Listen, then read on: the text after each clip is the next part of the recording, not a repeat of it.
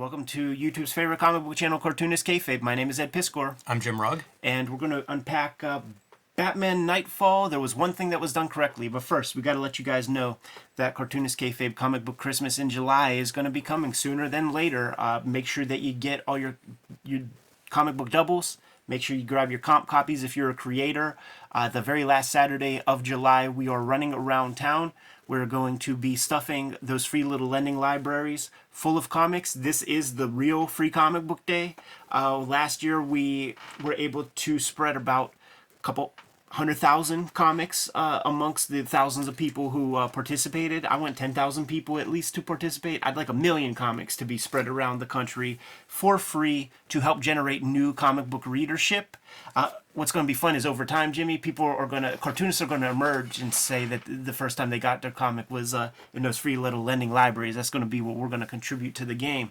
But the Patreon is another place where you can support the Cartoonist Kayfabe channel. And by doing so, we deliver you videos before anybody else, before we release them to Gen Pop. That'll mitigate the kayfabe effect. And sometimes the Patreon pays for itself when there's a book you want that we talk about on the channel that becomes prohibitively expensive on the aftermarket. Without further ado, Jimmy, got this old TPB of Nightfall that I scooped up because I was not happy. Batman was a constant in my life. But when they started making me need to buy Detective Comics in order to get the complete story of something, I was kind of out of it.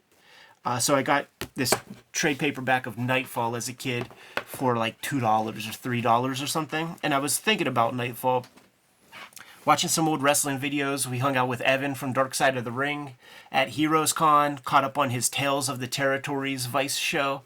And it got me thinking about Nightfall and the one major thing that was done correctly with this Batman character kind of involves the way that they got him out of the picture. Now, we did a whole episode on that final issue where Batman gets his back broken. Spoilers. So you could find that issue and get that episode of Cartoonist Kayfabe and get into the nitty gritty where we unpack this thing in total. But I thought it would be fun to just look through the trade, look through all the issues. You get to look at artwork by luminaries, Jim Aparo, Bray Fogel, Graham Nolan, Jim Ballant. And, you get your Callie Jones covers to buttress each chapter. And you get a Sam Keith one here and there. But the conceit of the comic is there is a zero issue, basically. Of course there is. Because what happens, what you have to do is you got to get all the goofballs out of Arkham Asylum, right? And that's what this issue focuses on. So you're introduced to Bane, you're introduced to Jean-Luc Picard or whatever that guy's name is. I don't think that's it. But no. Yes. And we gotta infiltrate Arkham Asylum and get all of our baddies loose so that we can do this Nightfall storyline. It's so interesting looking at these comics now because I don't look at a lot of comics that look like this. Right. This is that flat palette. It's a DC house style, even though some of these artists have their own stylistic tics. But comics just don't look like this anymore. No, it's true. It's kind of interesting to see them, and I'll be honest, I find it attractive. Sure. Yeah, because it's so different from what we have now. So we looked at that opening salvo by Jim Aparo, and we're going to get a run of Brayfogle issues. So he'll do 2-3 issues of the story in a row. These are our rogues gallery that has escaped. So you can imagine that each chapter is going to involve one or more of these villains as we round them all back up and send them back off to Arkham. So the one major thing that is done... Ventriloquist. I know, right? The one major thing that is done right, no need to bury that lead. This video is brought to you by the Cartoonist Kayfabe Patreon. The King Kayfabers on our Patreon completely mitigate the kayfabe effect by getting a chance to see all of our videos before anybody else. They also have access to the live stream recording sessions and add a lot of value to the videos by filling in the gaps in the knowledge that Jimmy and I have on the subject matters that we were talking about. Before you lies the bibliography of Cartoonist Kayfabe with some pretty dope new additions that are coming in the near future. Hip Hop Family Tree Omnibus is coming to you this holiday season. 500 plus pages of content. It's the 10-year anniversary of Hip Hop Family Tree. It is the 50th anniversary of hip hop. I put 140 pages of new material in this book to make it a completely new and substantial experience. Not the only holiday book that I'm presenting to you this year, 2022. X-Men Grand Design Trilogy is coming out in November in time for the holidays, collecting all of my X-Men Grand Design works. Some of this stuff is out of print right now, so it's the one place where you could get it all in a handy-dandy volume. And Red Room Crypto Killers is out there. Murder on the Dark Web for Fun and Profit is the name of the game. 2 issues out there right now. I encourage you to get issue number 3 of Crypto Killers because that's going to be the first appearance of my next comic strip set of characters. Jimmy has Street Angel Princess of Poverty coming out sooner than later. Jimmy, when's that coming out? Fall? Oh, We have not closed it off at the printer yet, so all right, man. But TBD. it is going to be a great companion piece to Street Angel Deadliest Girl Alive that currently has received a fresh printing. You get both books. You have all of Jimmy's Street Angel material that he has done to date. But right now, True Crime Funnies is the comic you're going to want to get your hands on. Still has a couple of copies. You go to Jim Rugg's website, go to his Patreon. You'll be able to see these comics ahead of time and purchase your own copy. Now that we're done with paying the bills, let's get back to the video. In wrestling speak, right, like, you need to change the belt and get it off of Hulk Hogan. But Hulk Hogan is selling a lot of shirts and a lot of swag, and he's in movies, and he himself is a giant property for the company. So you cannot make him look bad, but you got to get the belt off of him because he's got to go shoot Suburban Commando. That's right. but there's a WrestleMania every year. So how do you do that, man? Because if you allow him to get beat cleanly, he's kind of a punk. You know, the person who beat him is clearly better than him. There was a contest. We found who the better man was. That could diminish the hero's value a little bit. So what do you do, man? You throw some salt in his eyes. You hit him with a crowbar. You outnumber him with the Heenan family. Totally. And it weakens him to a place where when he gets beaten around the water cooler, you could say, you know, if this didn't happen and that didn't happen and this didn't happen, our guy would have won. So that's what all of this is, man. 300 pages of Batman getting whittled down. I'm holding on this because look at Brayfogel's choice here. He is the penciler and inker. He's a complete artist, choosing a wild pop art kind of Zipatone screen for that. I was trying to figure out the math on when Brayfogel draws this versus when he's doing the Ultraverse stuff. Must be pretty close, huh? Yeah, it's got to be I can't. Do you remember the years for this? Like 93? Because I mean, was he doing it simultaneously? Could have been. It's a smart move on his part to get some royalties from this storyline. Absolutely. Because when you say what they did right, my favorite part is the creators got royalties on this story, which you can see it's being sold in huge numbers. As big as the individual issues sold, they were selling books of this stuff for a long time. They might still be selling books of this stuff. Klaus, they absolutely are. Klaus Janson shoot interview we did, man. We asked him, Klaus, you don't gotta say one number, man, but you still get paid from Dark Knight, right? And you still get paid from this or that. Like, what's the biggest paydays you ever had? What's the biggest properties? And he's like, you know, the one that nobody thinks about is the Nightfall issues. Like, he still gets paid on that because of the sort of historic significance of the storyline. You're talking about screens. I love this use of this screen. Totally. That's a pretty good one for a punch. DC did here's another thing that DC did right, man, is that you let Jim Aparo do the backbreaker issue, which is that's the big one. I think maybe the very next issue is Kelly Jones or somebody. Jim Aparo is going to be gone pretty soon, so you give him this big ass payday. That's a nice severance to sort of send him on his way. They did the same with Kurt Swan in the 80s with the Alan Moore collaboration, because right after that is the John Byrne takeover. So you had the guy who was drawn Superman for like 25 years. He's getting a little long in the tooth. We need to switch it up. they were paying royalties then. I think royalties begin after like Ronin. You know, it was like a big deal. So send him off with his severance, because that thing is oft reprinted. This is a good move to me of book design, is you're putting your covers in each, is almost like the chapter breaks. Yeah. I like that. I like that a lot. Absolutely. And you can see issue by issue, we are establishing, you know, a new villain. But look at this. It's formulaic. So you're getting a haggard Batman to end each issue. Each issue is a complete episode. You know, it's like you're introducing a new bad guy, and it's a complete story. Look at this. This is goofy stuff. It really is a wrestling storyline. Like, you can imagine the territory days, like each week, the next guy is coming, getting in line in that gauntlet to just mess up your baby face a little bit more. And we're just chipping away at our guy. It takes advantage of look at this. What Batman has to offer, which is that great rogues gallery. Absolutely. We were talking about that, man. We looked at some Superman comic, and I was like, hey, Jimmy, draw Brainiac. What does Brainiac look like? What does Metallo look like? No idea. The big rogues galleries, Spider-Man, Batman, that's about it. Selling. We got our guy Selling. Yes. It's all a wrestling build, man. Absolutely. This character Zaz never looked Mr. better. Sacco. Yeah, exactly. than when Kelly Jones draws it, because that is a psycho, and you know he's doing the hash marks on his body every time he like cuts somebody or kills somebody.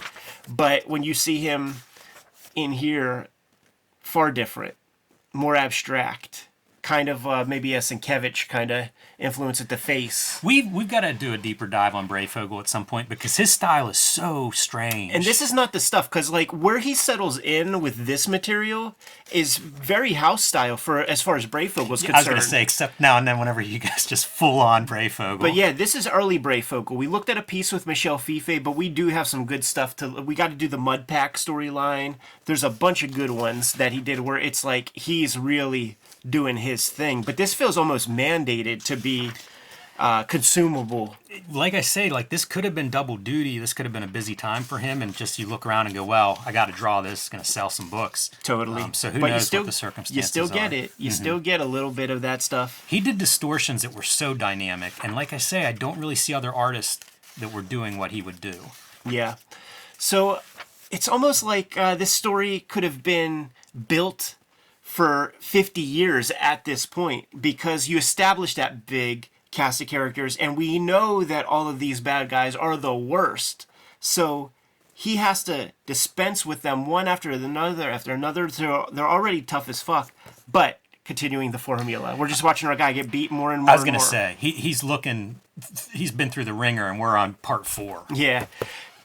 Linger here, man, just for that Sam Keith cover. I like it. Doing a job. You know, we were talking before we started recording about Denny O'Neil, the editor of these Batman books, and I mean, like, Breyfogle's a pretty inspired choice. Sam Keith and Kelly Jones doing a bunch of like these covers and stuff, that's pretty atypical. And Denny O'Neil's been around at this point. It's not like he's some young hotshot editor. Like, it'd be easy for him to go conservative, but instead, like, he's leaning into some of this new blood. Yeah, he's like, okay, man, you kids want this kind of stuff? I'll give you this kind of stuff. I think it's inspired. A lot of white being used. So, like, Sam Keith is laying down heavy blacks and then going in with the big white brushes, but like he definitely is doing a job here compared to his Max work. You know, that looks quick. That looks like a speedy cover, man, and we know cover rates pay at least double. Got a Jim Balance strip here. Wonder if this is a Catwoman reprint? No, sorry. It's this still is a fill-in issue. This is all Detective and Batman. This round of comics. So I assume this is double duty, because I think Catwoman's running at this point, and I think Ballant drew all those for like 75 issues or something. Yeah. Really impressive workman on that. But, you know, again, you get a chance to draw one of these. And this might be the editors really thinking about their talent and saying, you know what, this is a big storyline. Let's get everybody a paycheck and get them in here. This is WrestleMania. Totally. It is known that the reason that there's 3 writers on the Batman Spawn was Denny O'Neil just giving some juice to like all his guys, man. Wanted each of them to get a nice royalty. Little chase scenario. It's so interesting. Like, Ballant feels, from all the stuff that we looked at, this feels more rookie compared to an Aparo or a Breyfogle. It's more stiff. Yeah, he has a very distinct style, and I haven't seen him do this kind of book. Not too much sausage in the Jim Ballant diet, so we're seeing him do some dudes. I got no complaints about that. That's a nice panel there. Man, and how tough is this if this is what Batman, foreshadowing what Batman's going to have to fight through some of these characters. They do a reasonable job of that. Like, they have Batman invade here and there and really make mincemeat of very high-powered villainy to just sell us on just how strong he is, because the aesthetic and the way they draw him, this is a 90s aesthetic. The best guys you draw is like a Kelly Jones or a Glenn Fabry or somebody, but these guys, it just looks like a ham and egger with a wrestling mask. It could be Demolition Axe in that costume right there. I love to think of the writing retreat for this as like, okay, here's the list of villains. Right. You want your big ones. Who's the curtain jerker? Like building up to the mid-carders. And I would argue that maybe, Mad Hatter makes sense, and then you get ventriloquists out of the way. Get those guys out. Because you have to build to the Rogues Gallery, the good guys, man. Tom Mandrake on the inks here, and Interesting. I feel Mandrake's lines there. Like, he'll do this kind of like line work and things, man. Yeah, I used to like him because I found out he was a Kubert school Absolutely guy, and so I would look at all those guys to try to think like, oh, okay, they know what they're doing. Totally. And Mandrake made some good-looking comics. He was my Grim Jack artist whenever I discovered First Comics. Tim Truman was out of there. Yeah, I'm guessing he's doing Spectre. Totally. Around this time, maybe. Yeah, long run on Spectre. Yeah, now we see Bruce Wayne not looking too good. That guy needs some sleep. Yeah, dude, he is being run ragged. It's awesome that they're able to sell that in comic book shorthand. And I guess here it's a 5 o'clock shadow, maybe a bag under the eyes. Yeah. It'll be body language. It's a consistency. Like to run that through these chapters, it all adds up. Yeah. This is long-term selling, too. This is whenever Jerry Lawler moves and Bigelow breaks his hand on punching the ring post, and now the rest of the match he's got to sell it. That's what you're piling up. Like, how do we make Batman look beaten, look tired? A lot of this kind of salesmanship with the body language. Man, these Kelly Jones covers, sexy imagery. Graham Nolan pretty showing up. psychedelic coloring on them too. Yeah, man. Whenever Boland established that trench coat, everybody started drawing that shit. Like, that is the new Joker costume. It's so weird that Scarecrow works.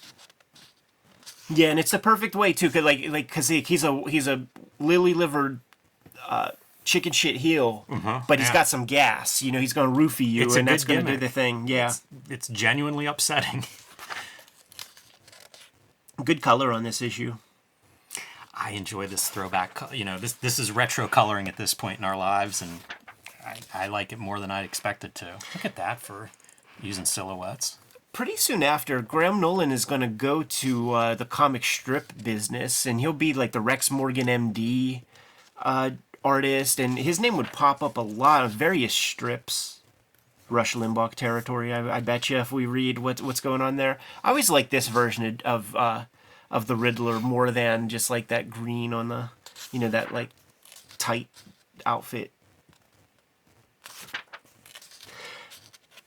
All of these artists, reliable hands, man. Very, very trustworthy artists. Carpenters, man. Like, they're going to make their deadlines. But in terms of sexiness, in terms of flash, like, these are Barry Windhams. I really get a sense, like, flipping through here and seeing a lot of different artists. I don't know how many colorists are involved in this. Yeah. But I feel like this is the, when you think assembly line comics, like, everybody's doing a piece. Yeah. The colorist really helps to keep this all together. Right. So we can switch out our penciler or our anchor from story to story, but it still kind of fills the same world. And when we talk about house styles, for anybody watching this, if you're not familiar, this was how comics were done, in that, like, Batman has to look a certain way. Totally. We got toys and underoos and cereal and all this stuff. We need Batman to be recognizable as Batman, and that's where you get your house styles. It definitely helps that if there are multiple colorists, you only have 60 colors to play with, and maybe only 20 that work. Right. So you have the same palette. Don't you? This is a Paro, Jimmy. Don't you feel the kniff in here? Doesn't that look like Pat Ryan from Terry and the Pirates about to take a powder, the drapery and all that stuff? And look at him, dude, just totally passing out. He just needs to get a little in. This is what happens if you become like a 45-year-old father.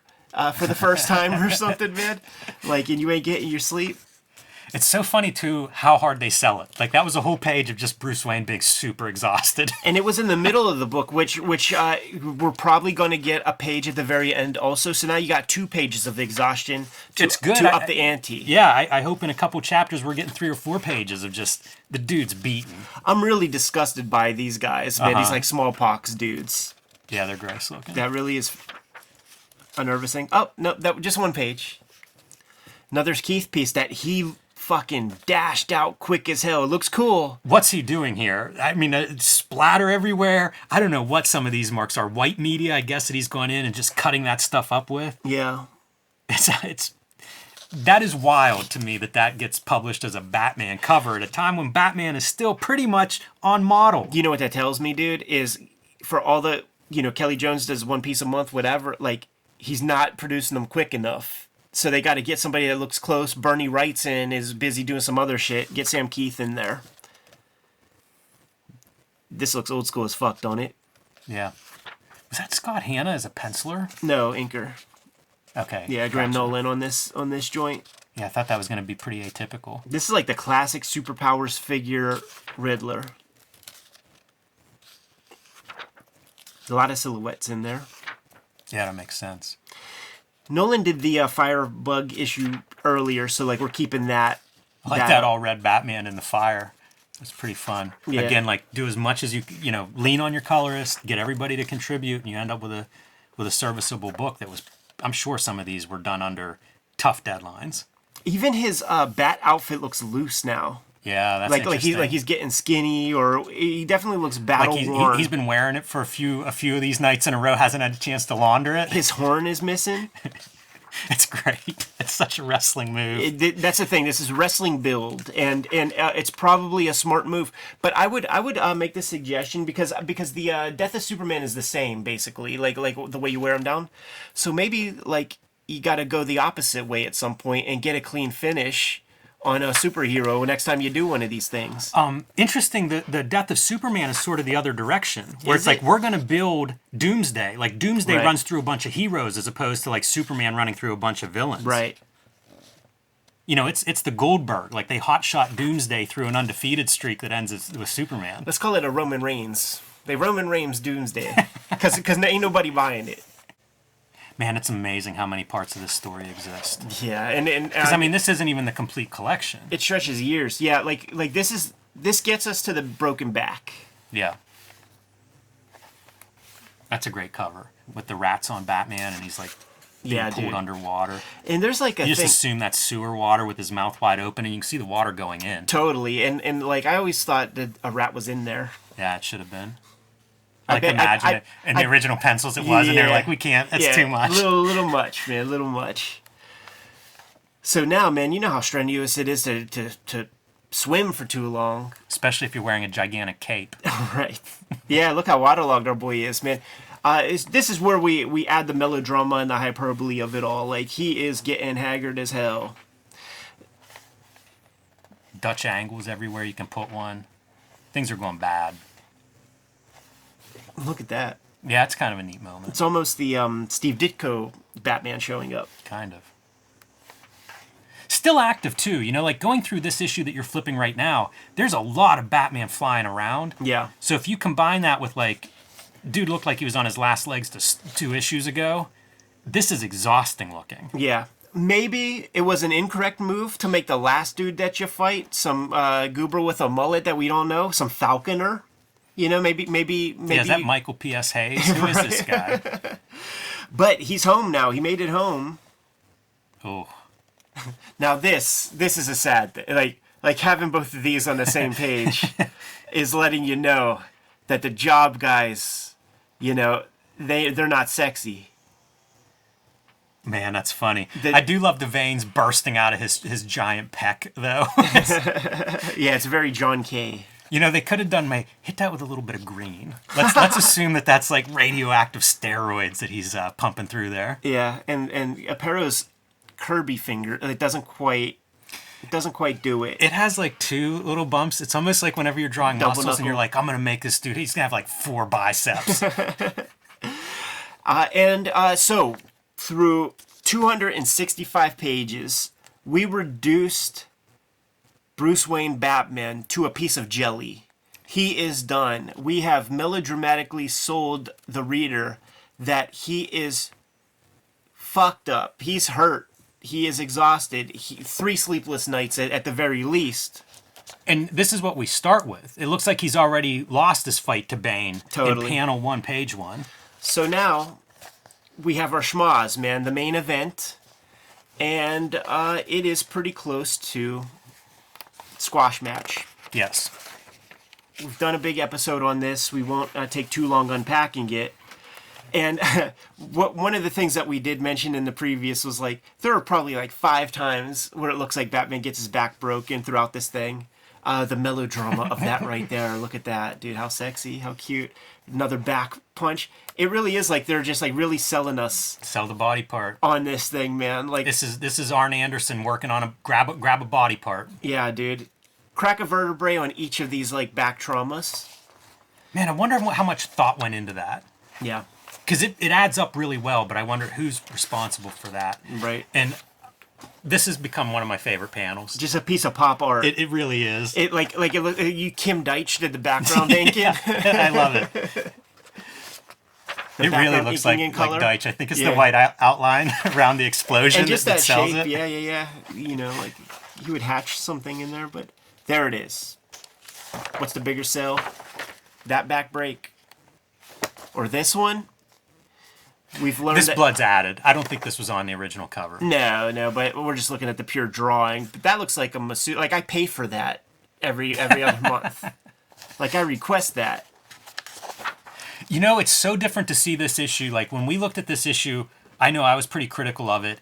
And it's weird. Like it's Batman having his back broken, but it's also drawn in this like same style as like the Superpowers mini comics or the Serial mini comics that we looked at last week. Seeing it in the context of like, okay, here are the first 15 parts, I kind of, it works differently to me. Yeah, I know what you mean. Yeah, and a holistic approach. We'll probably give Death of Superman the same treatment with the stuff that's in that TPB, maybe sooner than later. So that's half the story, dude. And then you got somebody has to adorn that Superman outfit. We got to no-sell the death of the Batman has gone away. So there's a whole nother section to this, and then there's Night's End and Night Quest to complete the gimmick. This Batman costume, when he turns to a transformer, unbelievable, ridiculous. What a -- design. Absolutely.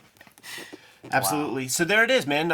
It turns out that maybe DC did more than one thing correctly when it came to the Nightfall storyline, but of course we don't want to give them too much credit, man. You don't want to put the battery in their back to do something else like this, man. Fun video. Yes. Good to go? I am. Kayfabers, like, follow, subscribe to the YouTube channel. Hit the bell so that we can notify you when new videos are available. Cartoonist Kayfabe Comic Book Christmas in July is coming to you at the end of July, the very last Saturday. We're going around our neighborhood and we are stuffing those free little lending libraries full of comics to the gills. Over 1,000 people participated last year. I want 10,000 people to participate this year and spread 1 million comics around the country. The Patreon is the place you go to mitigate the kayfabe effect. Probably not necessary in this case, Jimmy. A lot of Nightfall comics out there in the wild. But there are times that we talk about a comic that the King Kayfabers get first dibs on. They buy the cheapest copies. And Gen Pop is left with buying, $50 issues of Ralph or something like this. So the Patreon pays for itself. Videos are brought to you by the books that we make. Jimmy, I need you to let the people know what you got forthcoming. True Crime Funnies, self-published it 2 weeks ago. Brand new comic book collecting 3 short stories, nonfiction. 2 out of 3 at least are in the True Crime milieu. But you can pick this up from me directly at jimrugg.com. You can also read my comics ahead of time on my Patreon, patreon.com/jimrugg. You can also pick up Plain Jane's, Street Angel, Deadliest Girl Alive, and Hulk Grand Design are all recent in print and available wherever you buy books. And my next release with Street Angel is Princess of Poverty, coming out later this year from Image Comics. This will collect all of the Street Angel comics that are not in Deadliest Girl Alive, so get them both. You'll have the complete Street Angel set for your shelves. Eddie P. is Santa Claus this year. Hip Hop Family Tree Omnibus is coming to you in time for the holidays. This is the 10-year anniversary of my Hip Hop Family Tree comic. More importantly, it's the 50th anniversary of hip hop culture as a whole. We are ganging up all 4 volumes of Hip Hop Family Tree into this one handy dandy volume. We're adding 140 pages of additional art and content that are not in that first round of Hip Hop Family Tree treasury books. This is the spine. It's a thick ass book, size of a damn phone book.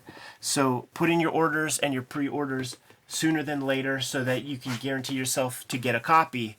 That is not all that's coming out for this holiday. X-Men Grand Design Trilogy trade paperback is coming to you from Marvel Comics, collecting all of my X-Men Grand Design comics, including some of those treasuries that are no longer in print. The current comic that is coming out right now is Red Room. Crypto Killers issue 1 and 2 are out right now. That's the latest season of Red Room comics. There are 2 trade paperbacks of Red Room in the wild as we speak. Crypto Killers, every issue completely self-contained. If you ever see an issue of Red Room and you're curious, give it a shot. If you dig it, grab another issue. Keep parlaying it. Issue 3 of Crypto Killers is going to be an important one. Whether you like Red Room and Murder on the Dark Web for Fun and Profit or not, grab that one because there is a backup story that is going to be the first appearance in print of the characters who are going to be a big part of my comic strip series that I'm currently working on. So make sure you have that one. But there are other ways to support the Cartoonist Kayfabe channel. Jimmy, let the people know what's going on. Subscribe to the Cartoonist Kayfabe newsletter at the links below this video. You can also find Cartoonist Kayfabe t-shirts, merchandise, mugs, fanny pack, stickers, and more at our spread shop, including our latest design, a Cartoonist Kayfabe wrestling mask design. So you can find those links under this video as well. All good ways to support the Cartoonist Kayfabe channel. Giving us marching orders. We'll be on our way. Read more comics.